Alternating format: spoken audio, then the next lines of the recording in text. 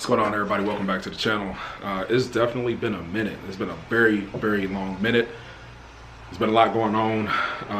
I'm not even sure where to start, but you know, stick with me. I'll get you caught up.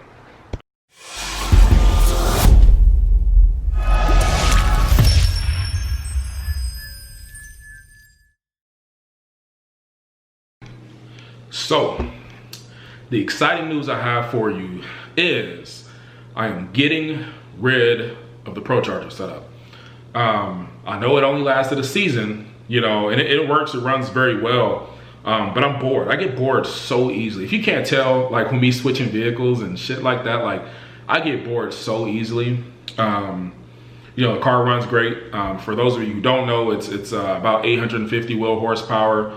And I think that's very moderate considering the mods that I have. You know, obviously I can get more out of it.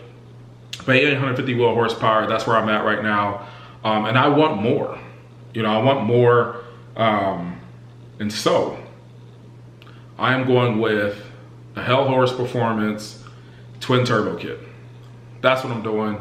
It's already paid for. In fact, here in, I gotta keep track of time, but here in the next 30 minutes, my car, the transport's gonna be here to pick up the Shelby and get it down to Houston to Jeff down at Hell Horse Performance. So for those of you who don't know, Jeff is the owner of Hell Horse Performance. He's done a twin turbo kit on It's Just a 6, has a, you know, the gray GT350. He's done that. Xander 13 has a red 2019 Mustang GT that has a twin turbo setup. And then Determined Veteran Jack has the twin turbo setup on his GT350R. It's a black GT350R. So go ahead and check out his station, his channel. So I spoke to Jack, man. Like Jack, awesome dude, by the way. You know, called me on the phone, you know, and he pretty much convinced me to kind of go with this kit, you know, use his discount code and everything. So, you know, got a, you know, decent little discount on the kit. Yeah, so go check out his channel. So It's Just a 6 has, I think, water-cooled turbos. I think Xander has water-cooled turbos. And then Jack, Determined Veteran, has air-cooled comp turbos. So that's what I went with as well. I went with the 64, 67 comp turbos, air-cooled. And air-cooled is actually pretty cool, man. I've been doing some research on the function of it and everything. There's a little bit more maintenance with it. But basically there's like a high temp grease that you put in there every 3,000 or so miles. And that's it, you know, so that's. All right, so first and foremost, you know, sorry about the lighting, but you notice this ain't my original garage, right? Yeah, that's because I am selling my house. It's being put on the market here on Friday, actually. So yeah, I went ahead and grabbed a, you know, a little small apartment while I get the house together. And this is, you know, her new home for now until I get another house. But yeah, so she's good, man. She runs. I mean, if that counts. She runs, but you know, she has some issues right now. Let me turn this around. So I actually am pretty positive that there's a blown head gasket. So long story short, after the last dyno session, during the last dyno session, the O2 sensor on the driver's side, you know, went out, okay? And it's kind of normal if you got E85. So anyway, replaced it. It worked for literally one drive, you know, from the exhaust shop, you know, to home. It worked. Stopped working right after that. So anytime that happens, that kind of lets you know that there's some type of coolant that's getting into the exhaust, because that kills O2 sensors ASAP, right? So remember how I said the O2 sensor is messed up. So I actually have it on here, right? So you got lambda 1, then you have lambda 2.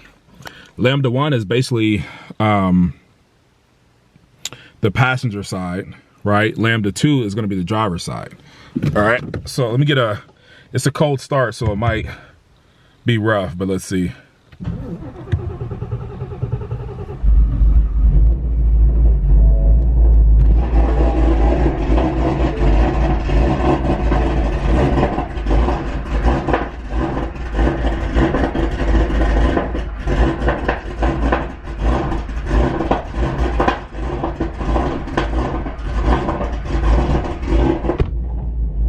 So as you see, Lambda 1 reads pretty quickly. Lambda 2 won't read at all. You know, and like I said, that's a brand new O2 sensor.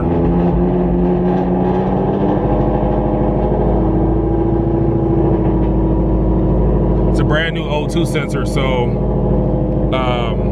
that's what let me know that something more catastrophic is going on. So anyway, I don't want to drive it too much. I'm literally just driving it across the street to an LA Fitness parking lot. That way, the trailer doesn't have to do all of these, you know, right turns and all that type of stuff in my neighborhood. So I spoke to Jeff, Jeff with Hell Horse Performance, and he's the one who told me that, my head gasket shouldn't blow. There shouldn't be any issues since I have the head studs, things like that. But he says he has seen people or shops put the head gaskets in incorrectly. So with the Cometic head gaskets, they're side specific. So what he says, is that, sometimes people put them upside down on one side or the other, and that orientation shift, might mess things up. So I'll let you guys know exactly what happens. He said he'll take pictures and things like that. Hopefully it's nothing too crazy, but I guess we'll see, man. But anyway, let me get over across the street so I don't do any damage to the vehicle. All right, the trailer is here. All right, the trailer is here. This is kind of like final goodbyes a little bit, man. This is kind of depressing a little bit. Get this towel off the ground. Let me show you guys real quick.